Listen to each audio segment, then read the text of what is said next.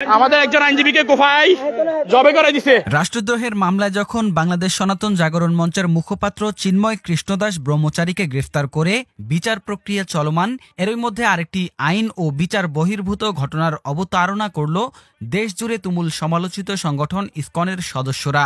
চট্টগ্রাম আদালত এলাকায় বাংলাদেশ সনাতন জাগরণ মঞ্চের মুখপাত্র চিন্ময় কৃষ্ণদাস ব্রহ্মচারীকে মুক্তির দাবিতে আন্দোলনকারীদের হামলায় সাইফুল ইসলাম আলিফ নামের এক আইনজীবী নিহত হয়েছেন। মঙ্গলবার বিকেলে চট্টগ্রাম মেডিকেল কলেজ হাসপাতাল কর্তৃপক্ষ তাকে মৃত ঘোষণা করেন। হামলার এই ঘটনায় ৭-৮ জন আহত হয়ে হাসপাতালে ভর্তি হয়েছেন। ঘটনার সত্যতা নিশ্চিত করেছেন চট্টগ্রাম আদালতের সহকারী public prosecutor Mohammad advocate Enamul Haque. তিনি গণমাধ্যমকে বলেন, সাইফুল ইসলাম আন্তর্জাতিক ইসলামী বিশ্ববিদ্যালয়ের ছাত্র ছিলেন। তিনি ২০১৮ সালে জেলা আইনজীবী সমিতির সদস্য হন। পরে তিনি হাইকোর্টের আইনজীবী হিসেবেও নিবন্ধন পান। অ্যাডভোকেট সাইফুল ইসলাম আলিফ লোহাগাড়া উপজেলার চুনতি এলাকার বাসিন্দা। তার বাবার নাম জালাল উদ্দিন। সম্প্রতি তিনি চট্টগ্রাম আদালতের সহকারী পাবলিক প্রসিকিউটর হিসেবে নিয়োগ পেয়েছেন। অ্যাডভোকেট মুক্তার উদ্দিন সাগর নামের এক আইনজীবী জানান, আমার চোখের সামনে অ্যাডভোকেট সাইফুল ইসলাম আলিফকে কোপানো হয়েছে। পুলিশের একটি সূত্র জানায়, বিকেল 3:45টার দিকে ইসকনের অনুসারীরা আদালত এলাকায় বিভিন্ন প্রতিষ্ঠানে হামলা শুরু করলে আইনজীবী সাইফুল ইসলাম তাদের বাধা দেন। এরপর ভুক্তভোগীকে তুলে নিয়ে আদালতের প্রধান ফটকের বিপরীতে রঙ্গম টাওয়ারের সামনে নিয়ে যাওয়া হয়। সেখানে সাইফুলকে কুপিয়ে আহত করে ইসকন সদস্যরা।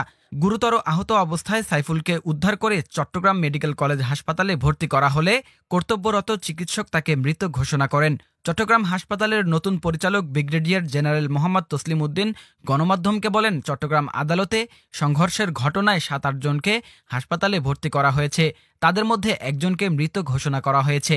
এর আগে গতকাল সোমবার বিকেলে ঢাকা থেকে চট্টগ্রামে যাওয়ার সময় শাহজালাল বিমানবন্দর থেকে বাংলাদেশ পুলিশের বিশেষায়িত গোয়েন্দা শাখার সদস্যরা চিন্ময় দাসকে গ্রেফতার করে। সড়ক পথে ইসকনের এই আলোচিত সংগঠককে ঢাকা থেকে চট্টগ্রামে পাঠানো হয়। সোমবার রাতে তাকে চট্টগ্রাম মহানগর পুলিশের গোয়েন্দা কার্যালয়ে রাখা হয়। এরপর আজ মঙ্গলবার বেলা 11টায় কোতোয়ালি থানায় দায়ের হওয়া মামলায় গ্রেফতার দেখিয়ে মহানগর ষষ্ঠ কাজী শরীফুল ইসলামের আদালতে হাজির করা হয় চিন্ময় কৃষ্ণ দাসকে। আদালত জামিন নামঞ্জুর করে তাকে কারাগারে পাঠানোর নির্দেশ দেন।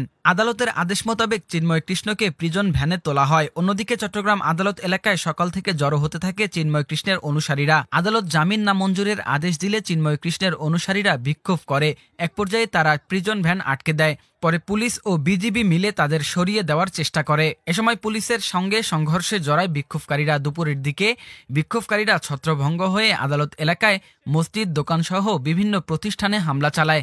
এ সময় বেশ কয়েকটি মোটরসাইকেলও ভাঙচুর করা হয়। একই সঙ্গে আইনজীবী সহ বিভিন্ন লোকের উপর হামলা করে চিন্ময় কৃষ্ণের অনুসারীরা। সর্বশেষ সন্ধ্যা 6টার দিকে পাওয়া খবর অনুযায়ী চট্টগ্রাম আদালত সহ আশপাশের এলাকায় থমথমে অবস্থা বিরাজ করছে। ওই এলাকায় বিপুল পরিমাণ আইনশৃঙ্খলা বাহিনীর সদস্যদের মোতায়েন করা হয়েছে। আইনজীবীদের একটি অংশ তাদের সহকর্মী হত্যার প্রতিবাদে বিক্ষোভ করছেন।